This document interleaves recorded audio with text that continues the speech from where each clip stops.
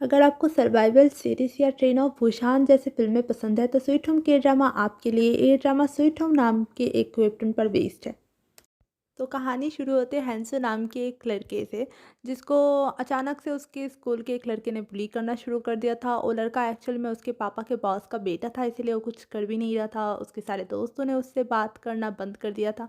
उसकी फैमिली में भी उसका एक रेपुटेशन बहुत ही ख़राब हो गया था, मतलब सबके नज़र में वो एक बुरा लड़का बन गया था।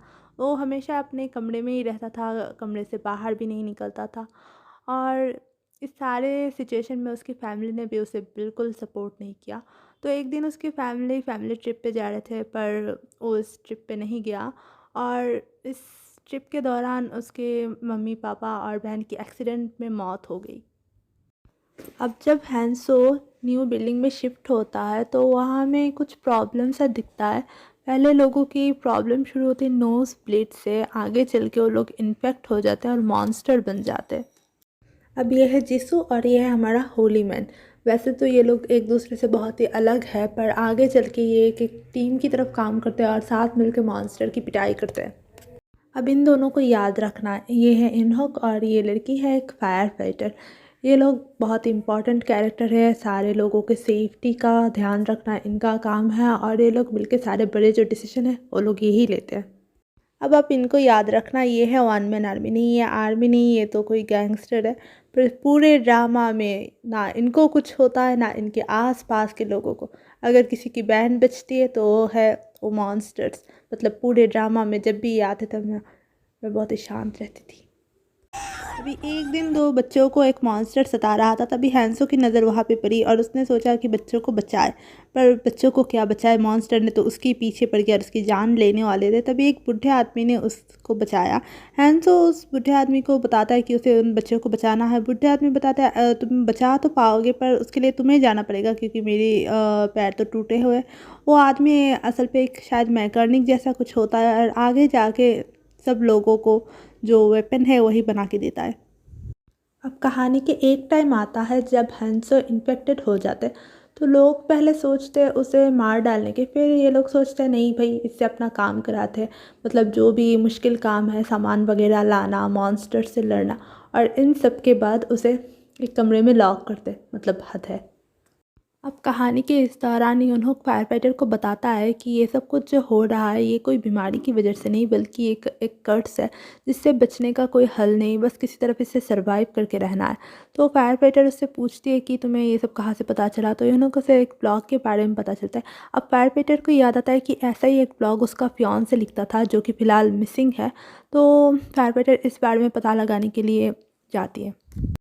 अब यहाँ आने के बाद फायर फाइटर को पता चलता है उनके जो फियांसे थे वो भी इन्फेक्टेड थे और वो लोग कुछ एक्सपेरिमेंट जैसा कर रहे थे। तभी वह सोल्जर आते हैं और फायर फाइटर को पकड़ते हैं। तब फायर फाइटर उनको बताते हैं कि वो भी किसी स्पेशल इन्फेक्टेड को पहचानते हैं और उसके बारे में उनको बताएंगे अगर उन्होंने उसे यहाँ से जाने दिया।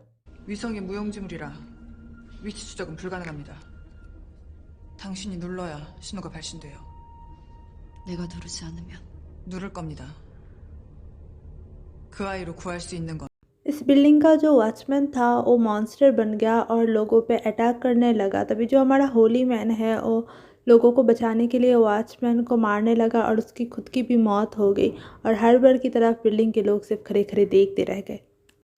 तो कहानी में ट्विस्ट की तरफ कुछ लोग आते हैं। ये लोग को पहले तो लगता है सोल्जर है, पर असल पे सोल्जर नहीं। ये लोग यहाँ पे आते हैं और लोगों पे बिना वजह मारना पीटना शुरू करते हैं। तभी इनको पता चलता है कि जो हैंसो है वो तो इन्फेक्टेड है। तो उनके टीम का जो लीडर है वो हैंसो को लेके छत पे जाते हैं और बाकी के लोग नीचे ही रहते हैं। तभी वन मैन आर्मी और जो फायर फाइटर है वो आते हैं और नीचे के लोगों को बचाते हैं। और ऊपर जो टीम का लीडर है वो हैंसो को मारने ही चलता है। तभी पता चलता है कि उसके टीम का एक इन्फेक्टेड है और वो इंसान लीडर को ही मार डालता है। अब जो ये नए अफेक्टेड इंसान है ये हैंसो को समझाते हैं कि तुम तो इंसान की अच्छाई चाहते हो, पर ज़रूरी नहीं इंसान भी वही चाहते हैं। ये तो ज़रूरत ख़त्म होने के बाद तुम्हें भी मार डालेंगे। कुछ टाइम बाद ये इन्फेक्टेड इंसान इंसानों पे हमला करना शुरू कर देता है और तभी हैंसो को बहुत ज़्यादा गुस्सा आता है और वो अपने मॉन्स्टर फॉर्म पे आ जाता है और इस इन्फेक्टेड इंसान को मार डालता है। तभी ये व्हीलचेयर वाले दादाजी आके हैंसो को पकड़ते हैं और उसे समझाते हैं कि इसमें तुम्हारी कोई गलती नहीं, शांत हो जाओ। और उसी दौरान उनकी मौत हो जाती है। उनकी मौत होने के बाद हैंसो शांत तो हो जाता है पर उसे अब कुछ याद नहीं आता। बिल्डिंग के किसी ने गद्दारी की है, उसने सोल्जर को बता दिया कि उनके पास एक इन्फेक्टेड इंसान है। अब ये सुनने के बाद सारे सोल्जर यहाँ पे आने लगे और उनसे छुपने के लिए लोग नीचे की तरफ छुपने लगे। अब आप पूछेंगे ये लोग क्यों छुप रहे, इन्होंने क्या किया। असल पे इनके शहर का अब ऐसा हालत हुआ है कि समझने की हालत ही नहीं कि कौन इंसान है और कौन इन्फेक्टेड है। तो सोल्जर ने डिसीजन लिया है जिसे भी देखेंगे अगर पता ना चले तो उसे ही मार डालेंगे। तो ये लोग इसलिए छुप रहे हैं, सोल्जर का क्या भरोसा। अब आगे जाके यूनहुक की बहन उसे बोलती है कि हैंसो नहीं आया। तो यूनहुक उसे बोलता है कि अच्छा मैं उसे लेके आता हूँ और यूनहुक निकल आता है। तब वो हैंसो को बताता है कि तुम्हें नीचे जाना चाहिए पर हैंसो बोलता है नहीं, अब वो सोल्जर के पास सरेंडर करने वाला है। और यूनहुक भी नीचे नहीं जाता क्योंकि अब शायद वो भी इन्फेक्टेड हो गया है।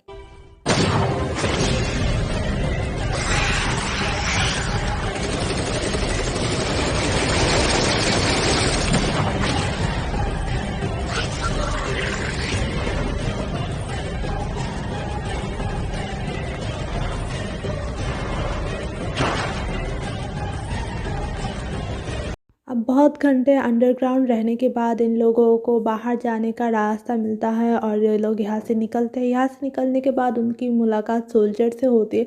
सोल्जर बाकी सबको सेफ्टी कैंप पे भेजता है, सिर्फ फायर फाइटर अपने फियांसे को ढूंढने निकल पड़ती है।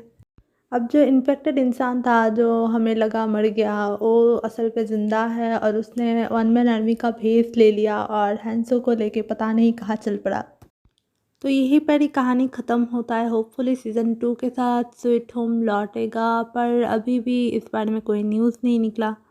तो गाइस मेरे लिए ड्रामा एक मास्टरपीस था, मैं आप लोगों को हाईली रिकमेंड करूँगी। तो मिलते हैं नेक्स्ट वीडियो में। आज का वीडियो यहीं तक ही था, तब तक के लिए स्टे गोल्ड।